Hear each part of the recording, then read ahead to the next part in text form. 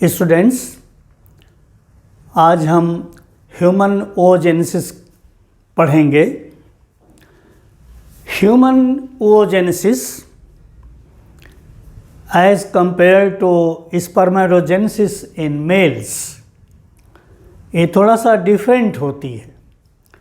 Mails में जो spermatogenesis है वो एट प्यूबर्टी स्टार्ट होती है और टेस्टिस जो सेमनीफेरस ट्यूब्यूल के बने होते हैं, सेमनीफेरस ट्यूब्यूल्स के जो जर्मिनल एपिथेलियल सेल्स हैं उनके डिवीज़न से स्पर्म का फॉर्मेशन होता है।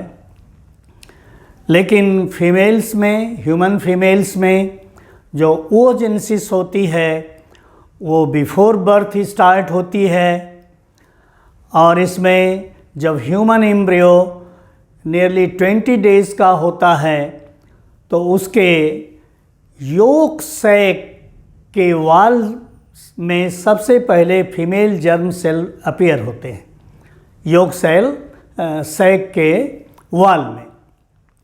फिर योक सैक के वाल से वो फीमेल जर्म सेल्स जो हैं वो माइग्रेट करते हैं गोनेडल रिज में और गोनेडल रिज में वो पहुंच जाते हैं और at the end of 3rd month of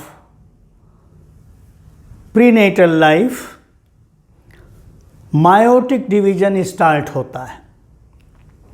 आप जानते हैं कि मायोटिक डिवीज़न 2 फेजेज़ में कंप्लीट होता है, फर्स्ट मायोटिक डिवीज़न और सेकेंड मायोटिक डिवीज़न। और फर्स्ट मायोटिक डिवीज़न एक लॉन्ग लास्टिंग पीरियड का होता है और सेकेंड मायोटिक डिवीज़न जो है वो सिंपल माइटोसिस की तरह से होता है।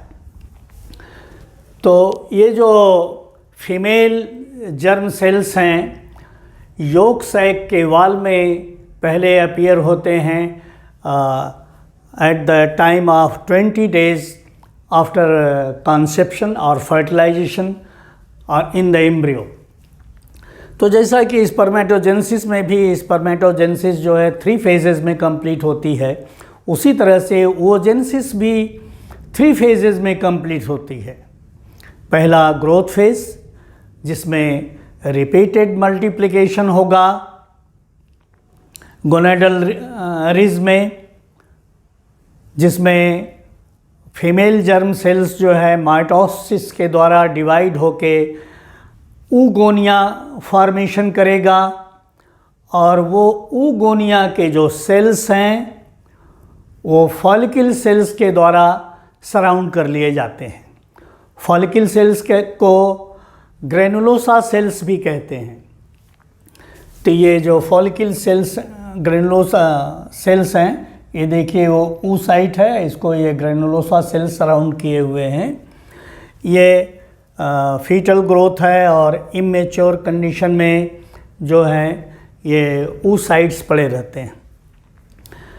जो फर्स्ट मायोटिक डिवीज़न है eight the end of 5th month वो लेप्टोटीन, जाइगोटीन, पैकिटीन स्टेज होते होते डिप्लोटीन स्टेज में जो है oocyte पहुंच जाता है।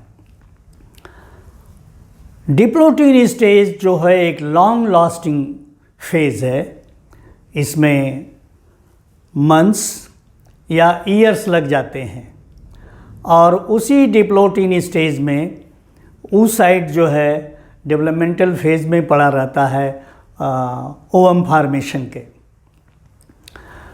ये जो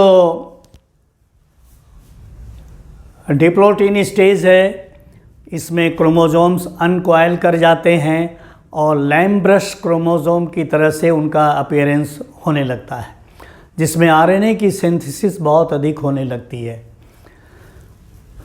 oocyte जब आगे फिर प्रोसीड करता है और जब बर्थ होती है तो करीब करीब oocytes के जो नंबर हैं वो 1 मिलियन के करीब होते हैं, 1 मिलियन।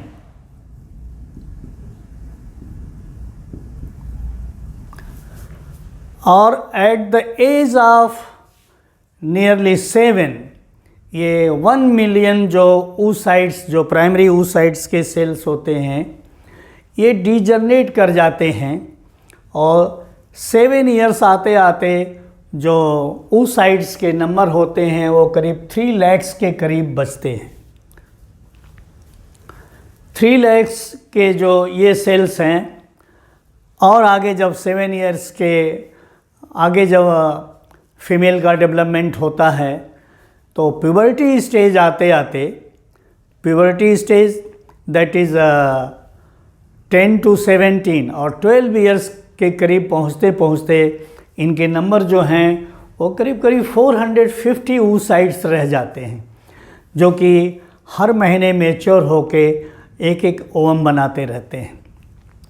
तो स्पर्मेटोजेनेसिस और oogenesis में डिफरेंस हो गया कि स्पर्मेटोजेनेसिस एट प्यूबर्टी स्टार्ट होती है और oogenesis जो है वो बिफोर बर्थ स्टार्ट होती है, प्री नेटल लाइफ से स्टार्ट हो जाती है।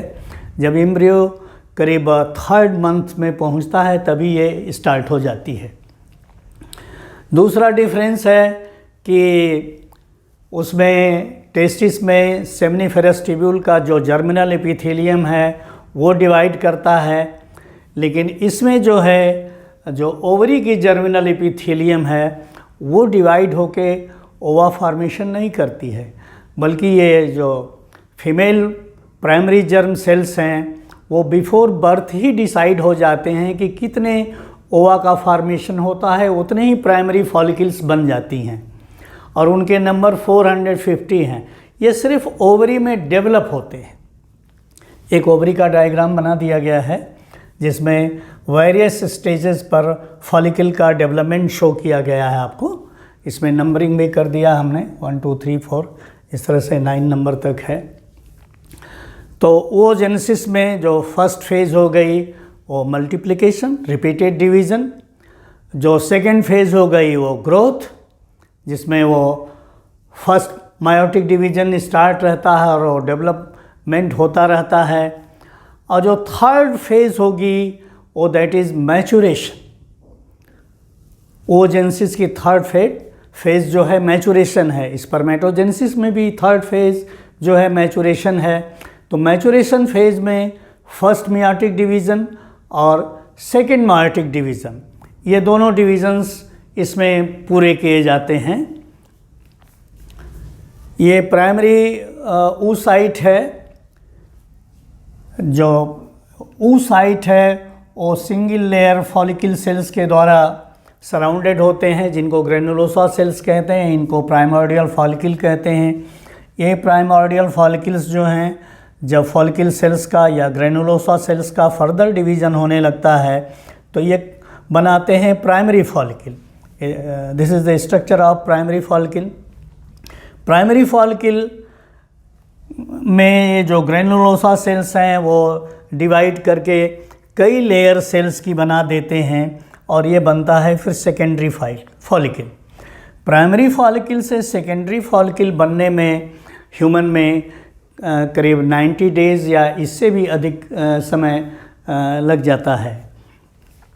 ये सेकेंडरी फॉलिकल जो कि ये हमने फॉलिकुलर डेवलपमेंट का ये लाइन बताया आपको, ये oogenesis मेन की लाइन है कैसे चल रही है, ये एज का शो कर दिया कि कैसे 0 टाइम से फर्टिलाइजेशन से कैसे लगा के ये चल रहा है। ये फीटल ग्रोथ का टाइम है यहाँ से यहाँ तक।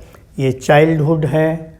चाइल्डहुड में जो डेवलपमेंट है वो oocytes का इनकम्प्लीट होता है और यहाँ से लेके यहाँ तक ये प्यूबर्टी दैट इज़ जिसमें सेकेंडरी सेक्सुअल कैरेक्टरिस्टिक्स अपीयर होते हैं और फीमेल के अंदर वो कैपेबिलिटी आ जाती है, कैपेसिटी आ जाती है सेक्सुअल रिप्रोडक्शन की। तो दैट रेंजेस फ्रॉम 10 to 17। ये जो 450 जो हैं प्राइमरी जर्म सेल्स रहते हैं, जो रह गए बच गए, वो हर महीने एक एक प्राइमोर्डियल फॉलिकल जो है वो डेवलप करके ओवा फॉर्मेशन करेगी और ओवुलेशन कराएगी। तो ये जो 2n नंबर देख रहे हैं प्राइमरी oocyte का, ये मायोटिक डिवीज़न के प्रोफेज फर्स्ट में ये है। ह्यूमन के केस में 46 क्रोमोसोम्स हैं, 23 पेयर्स बनेंगे क्रोमोसोम्स के, और ये फिर इसका आगे ये दिखाया गया कि ये प्राइमरी oocyte है, ये अभी जो है ग्रोथ कर रहा है। फिर मायोसिस फर्स्ट कंप्लीट होगी प्राइमरी oocyte की, तो मायोसिस फर्स्ट कंप्लीट होगी तो उसके द्वारा बनेगा वन प्राइमरी oocyte से सेकेंडरी oocyte और एक पोलर बॉडी बन जाएगी। ये पोलर बॉडी जो बनेगी, ये अनइक्वल डिवीज़न यहाँ हुआ प्राइमरी oocyte का, और मैक्सिमम साइटोप्लाज्म का पोर्शन जो है सेकेंडरी oocyte में चला गया, और बहुत नेग्लिजिबल अमाउंट जो है पोलर बॉडी में आया। ये पोलर बॉडी क्विसेंट रह सकती है, शांत रह सकती, कोई एक्टिविटी नहीं होगी। ये डिजनरेट कर जाएगी, डिसइंटीग्रेट कर जाएगी, या ये फर्दर डिवाइड करेगी। तो फर्दर अगर डिवाइड करेगी तो एक पोलर बॉडी से दो पोलर बॉडी बन जाएंगी। ये सेकेंडरी oocyte है। सेकेंडरी oocyte का ये फॉलिकुलर डेवलपमेंट का कंपैरेबल स्ट्रक्चर है, और ये कहलाएगा टर्शियरी फॉलिकल या मैच्योर फॉलिकल, या इसको हम ग्राफियन फॉलिकल भी कहेंगे। ये मैच्योर है, इसमें जो है ओम मैच्योरिटी की तरफ है, और यहाँ तक डेवलपमेंट आते आते ग्राफियन फॉलिकल तक डेवलपमेंट पहुँचते पहुँचते जो मायोटिक डिवीज़न का मेटाफेज सेकेंड है, वहाँ पर जाके जो है ये डिवीज़न हाल्ट हो जाता है मेटाफेज सेकेंड में, और वहीं ये स्टैंड कर जाएगा। और इस स्टेज में मेटाफेज सेकेंड में, मायोटिक डिवीज़न के मेटाफेज सेकेंड में जो ओवम है वो ओवुलेट होगा। तो ओवम का ओवुलेशन हो जाएगा, और जो रेस्ट ऑफ द पोर्शन है वो कार्पस ल्यूटियम बन गया। तो ये जो ओवुलेटेड ओवम है, ये मेटाफेज सेकेंड में इसका जो डिवीज़न है अरेस्ट हो गया है। अब इस स्टेज पर ये ओवरी से ओविडक्ट में ये आएगा, स्पर्म आएगा। तो जब ओविडक्ट के ये अपर पोर्शन में जब ये स्पर्म पहुंचेगा और ओवम से कांटेक्ट करेगा, तो दोनों के फ्यूज़न से, फर्टिलाइजेशन से जो ओवम का डेवलपमेंट मेटाफेज सेकेंड में हाल्ट हो गया था वो रिज्यूम करेगा, फिर से स्टार्ट हो जाएगा, और within no time second meiotic division complete हो जाएगी और एम्ब्रियो का जो है डेवलपमेंट स्टार्ट हो जाएगा। तो ये है, देखिए ये सेकेंडरी oocyte मेटाफेज सेकेंड में अरेस्ट हो गई थी, और इसका आगे डिवीज़न तभी चलेगा जब यह स्पर्म से सेकेंडरी oocyte फ्यूज़ करेगा। यहाँ सेकेंडरी oocyte का फ्यूज़न होगा। Meiosis second completed if fertilization occurs, fertilization हो जाएगा तो मायोटिक सेकेंड डिवीज़न पूरा हो जाएगा। ये फर्टिलाइज्ड ओवम हो गया और एक पोलर बॉडी बन गई। तो इस तरह से हम देख रहे हैं कि यहाँ पर 3 पोलर बॉडीज़ हो गई जो कि हैप्लॉयड हैं, और एक फंक्शनल ओवम रह गया जो कि वो भी हैप्लॉयड है। तो 23 पेयर्स थे, 46 क्रोमोसोम, 23 पेयर्स।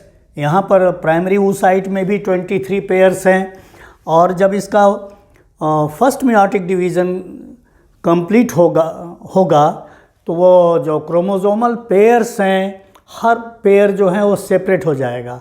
एक सेल में जाएगा हर पेयर से, और दूसरा जो है दूसरे सेल में चला जाएगा। तो इस तरह से 23 पेयर से 23 क्रोमोसोम्स सेकेंडरी oocyte में और 23 क्रोमोसोम्स जो हैं पोलर बॉडी में।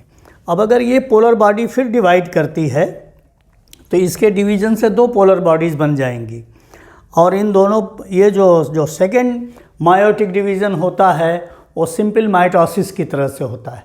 माइटोसिस में क्या होता है, जितने क्रोमोसोम से डिवीज़न स्टार्ट होता है, डॉटर सेल्स में भी उतने ही क्रोमोसोम सेपरेटली मिलते हैं।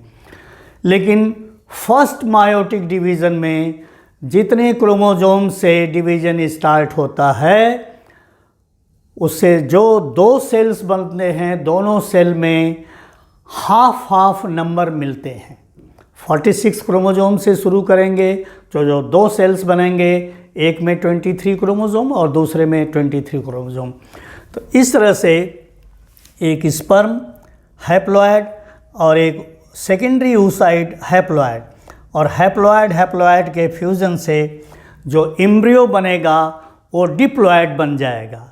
फिर से कंटिन्यूटी बन गई, रेस की सही होगी। तो यहाँ पर ये देखिए सेकेंडरी oocyte, इसका जो है किस स्टेज में ये ओवुलेशन हो रहा है, मेटाफेज सेकेंड पर हाल्ट हो गई थी। मेटाफेज सेकेंड पर हाल्ट हो गई थी, उसी स्टेज में यह रिलीज़ हुआ ओवम, और यही ओवम जो है फलोपियन ट्यूब के अपर पोर्शन में स्पर्म के द्वारा फर्टिलाइज हुआ, और तब जाके इसने बना दिया फर्टिलाइज्ड ओवम। और सेकेंड मायोटिक डिवीज़न जो है आफ्टर फर्टिलाइजेशन ही कंप्लीट होता है। अगर फर्टिलाइजेशन नहीं होता है तो जो ओवा है वो डीजनरेट कर जाता है, डिसइंटीग्रेट कर जाता है।